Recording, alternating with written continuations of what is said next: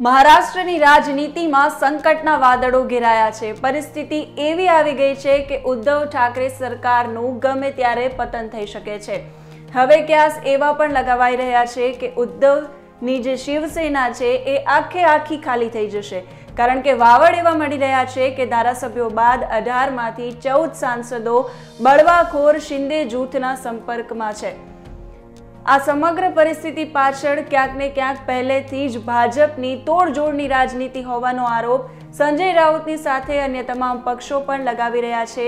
ત્યારે આજે સૌરાષ્ટ્ર પહોંચેલા સૌરાષ્ટ્રના પ્રભારી કોંગ્રેસના પ્રભારી રામકિશન ઓઝાએ આરોપ લગાવ્યો છે કે ભાજપ સત્તાની ભૂખમાં સરકારને અસ્થિર કરી રહી છે। શું છે સમગ્ર વિગતો, જુઓ આ રિપોર્ટમાં।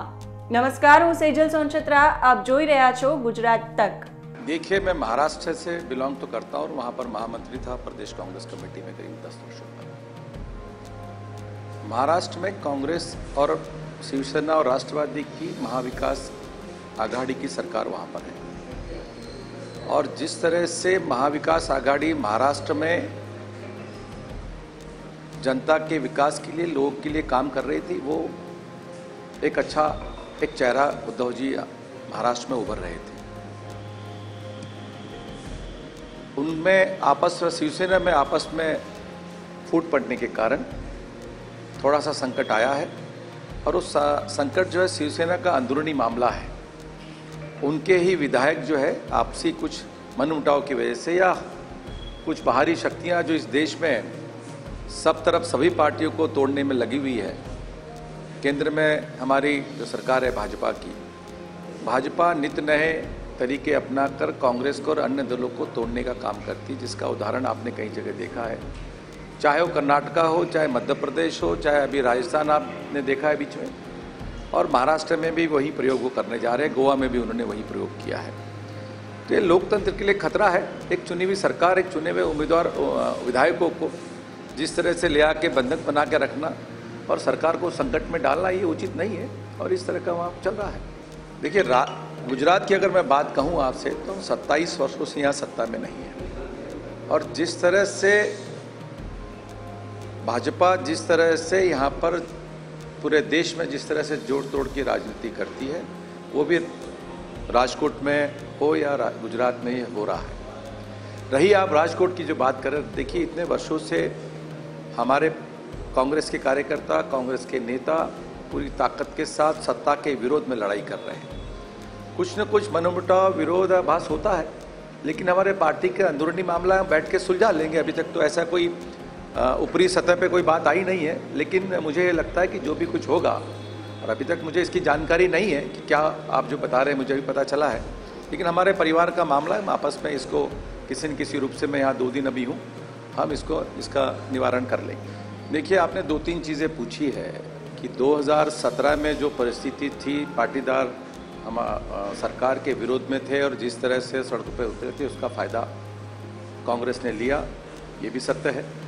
लेकिन आप ये भी सत्य समझ लीजिए कि जो पाटीदारों ने जिस विषयों पे आंदोलन किया था, उसका समाधान आज तक नहीं हुआ है। पाटीदार उसी तरह दुखी है। पाटीदार समाज के साथ हो, चाहे ओबीसी के साथ हो, चाहे आदिवासियों के साथ हो, चाहे अनुसूचित जाति के साथ हो, सभी समाजों का विघटन करके आपस में लड़ाने का जो काम इस राज्य में पिछले 27 वर्षों से हो रहा है, वो अभी तक चालू है, और मुझे ही लगता है कि उस कारण हमें कोई कमी होगी। मैं ये महसूस करता हूँ कि उससे ज़्यादा शक्ति में लोग आज चुप रहकर, शांत रहकर भाजपा को इस राज्य में सबक सिखाएंगे, ये मेरा पूर्ण विश्वास है। दूसरा प्रश्न आपने किया कि भाई भाजपा ने अपने प्रभारियों की बैठक बुलाई है। हमने भी अभी सोमनाथ में शंखनाद किया है। हमने विधानसभा निहाई हमारे पूरे देश से अच्छे चुनिंदा जो कांग्रेस की विचारधारा से जुड़े हुए हैं, जिन्हें चुनाव प्रक्रिया का सही आकलन है, उन्हें अनुभव है, ऐसे 182 और सौराष्ट्र के लिए 54 लोगों का हमने नियुक्ति किया जो विधानसभा निहाय काम करने वाले हैं। उसके साथ साथ हमने 54 निरीक्षक गुजरात प्रदेश कांग्रेस कमेटी के हमारे युवा साथियों को लेकर हमने नियुक्त किया है। हमारे जिला प्रभारी है, हमारे लोकसभा प्रभारी है, हम भी है वहाँ पर साथ में उनके।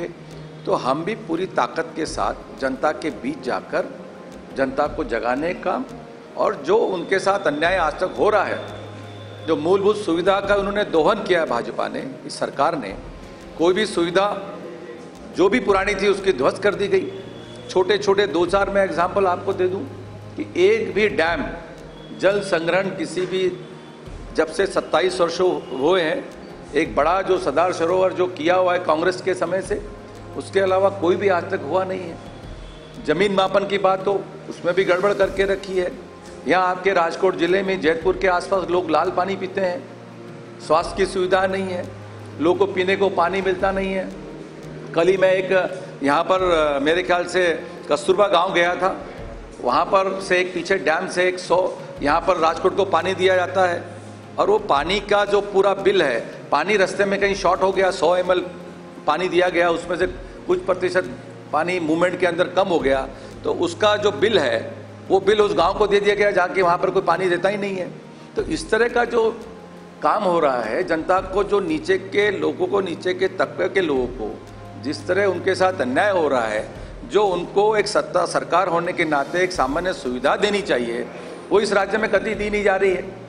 राजनीतिक बात आप करें, राजनीतिक तौर से हम अपनी बात करेंगे, नेता और हम लोग अपना एक नैरेटिव सेट करने की बात करेंगे, लेकिन सच्चाई इस राज्य के अंदर ये है कि जनता त्रस्त है। चाहे बेरोजगारी का मामला हो, चाहे शिक्षा का मामला हो, चाहे शिक्षा का प्राइवेटाइजेशन का मामला हो, चाहे जमीन मापन का मामला हो, चाहे फसल बीमा का मामला हो, चाहे छोटे मोटे रस्तों का मामला हो, चाहे महानगर पालिका में गंदगी को निकालने का मामला हो, कूड़ा करकट का मामला हो, चाहे पार्किंग की सुविधा हो, एक भी जगह कहीं पे भी मुझे ये नहीं लगता कि यहाँ की जनता को ऐसा ही लगे कि भाजपा सरकार ने उनके साथ कोई न्याय किया है और एक अच्छे सुशासित राज्य में वो रह रहे हैं, ऐसा कतई फील नहीं हो रहा है।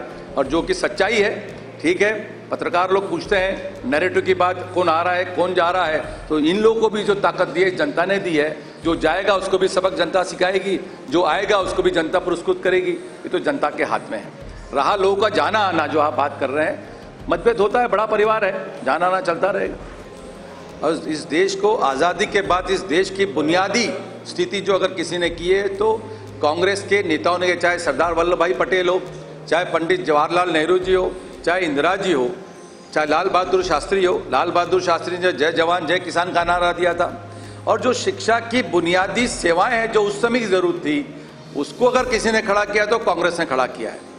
ऐसी जो पार्टियां हैं जो किसी पार्टी की बी टीम होकर काम करती है, जिसका संविधान ही नहीं है, जिसकी कोई विचारधारा ही नहीं है, और जिसको सिर्फ दोनों की लड़ाई में फायदा लेना है और जनता को गुमराह करना है, ऐसे लोगों पे जनता कतई विश्वास नहीं करेगी।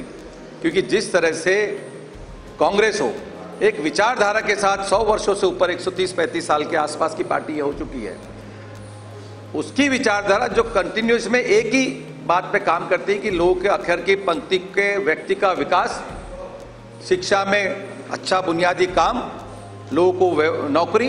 अभी की बात, कल जिस चीज़ का हमने आंदोलन किया आपके साथ मैं शेयर करना चाहता हूं, जिसमें फौज के लोगों का मनोबल तोड़ने के लिए इन्होंने क्या कारनामा किया है कि 3.5 वर्षों के लिए युवाओं को नौकरी दे रहे हैं, जिसकी 6 महीने के लिए ट्रेनिंग।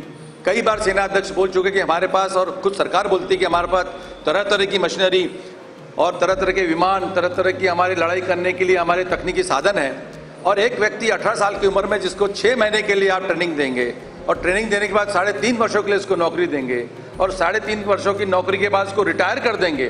તમને અમારો આ વિડીયો પસંદ આવ્યો હોય તો લાઈક અને શેર કરવાનું ન ભૂલશો। સાથે જ તમામ પોલિટિકલ ખબરો માટે જોતા રહો ગુજરાત તક।